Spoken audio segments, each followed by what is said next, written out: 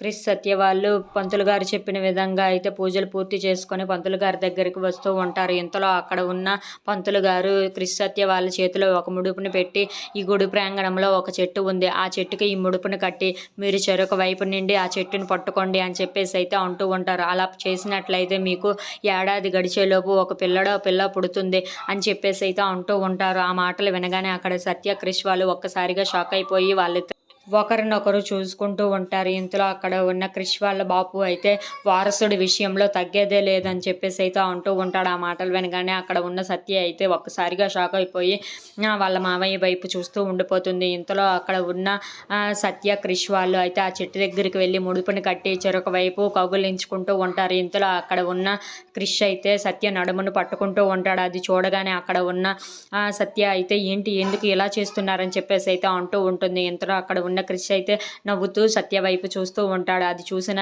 సత్య అయితే ఏంటి ఎక్స్ట్రాలు ఎక్కువ చేస్తున్నారా ఏంటి అని చెప్పేసి అయితే అనుకుంటూ ఉంటుంది. ఇంతలో అక్కడ ఉన్న సత్య అయితే ఈయనకి ఎలాగోలా బుద్ధి చెప్పాలని చెప్పేసి అయితే అనుకుంటూ ఉంటుంది. If you like this video please like, share and subscribe friends.